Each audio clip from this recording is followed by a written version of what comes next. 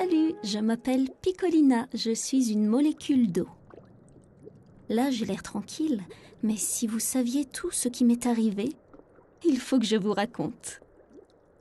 Tout a commencé il y a à peu près 4 milliards d'années.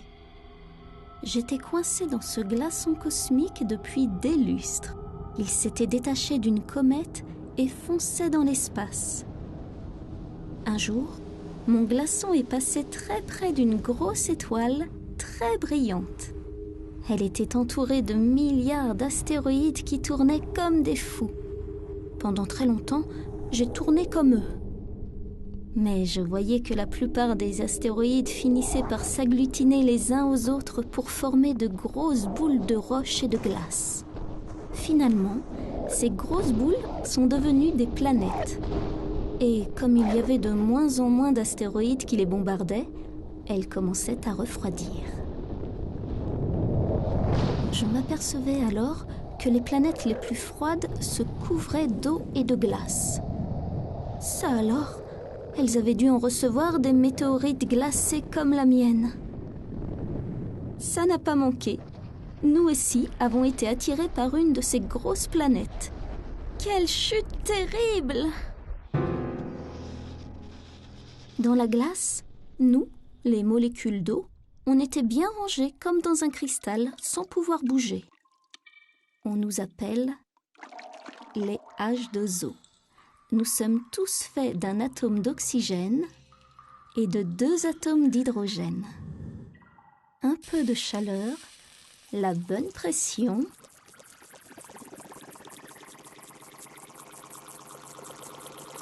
et nous voilà enfin libres de nous agiter pour devenir eau liquide, l'élixir de la vie. Dans les flaques, j'ai fait de drôles de rencontres. Il y avait beaucoup d'H2O, comme moi bien sûr, mais aussi plein d'autres choses. Et surtout, des molécules au carbone. J'en ai vu défiler des molécules. D'abord des simples, méthane, le fameux CO2 et d'autres molécules faites de chaînes de carbone comme les acides aminés. Il y en avait de vraiment étonnantes, des compliquées, des très longues. Elles aussi s'étaient formées sur la planète ou dans le cosmos et avaient atterri là par hasard.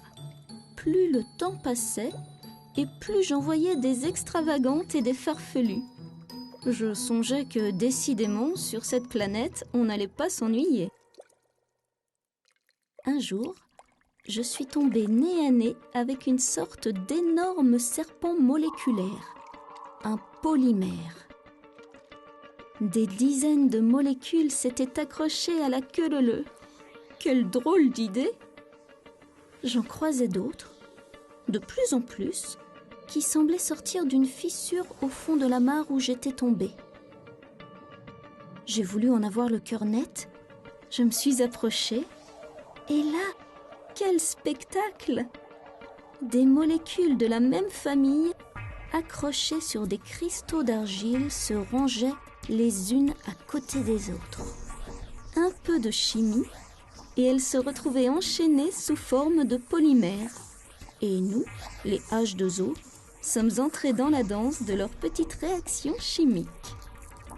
Avec les polymères, l'ambiance n'était plus la même. Ils n'arrêtaient pas de se défaire, de s'assembler. J'en perdais mon latin. Il y en avait qui s'associaient et même qui se recopiaient. Parmi les plus bizarres, il y avait les hydrophobes. Celles-là nous détestent, nous, les H2O. Alors elles se mettent en boule dès qu'elles nous voient. Mais quelle beauté que la danse des hydrophobes pour former des membranes.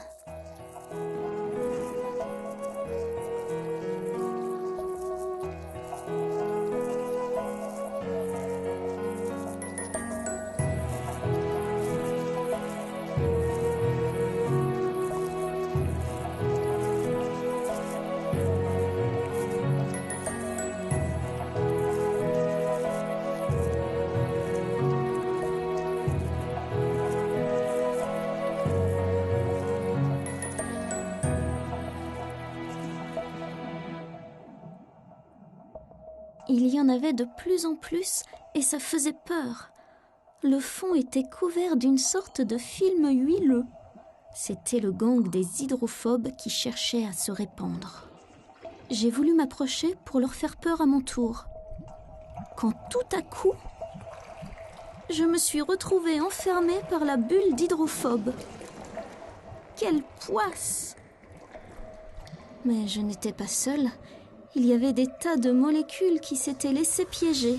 Des acides aminés, des polymères, des sucres. Avec le temps, je me suis habituée à ma petite cellule.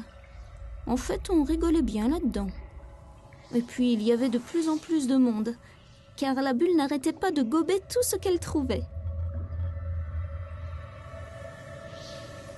Au bout d'un moment, on a commencé à se sentir à l'étroit dans notre bulle. Il faut dire qu'il y avait des gros polymères qui n'arrêtaient pas de se dédoubler. Je voulais aller me plaindre quand j'ai entendu un grand bruit. Ma cellule s'était coupée en deux.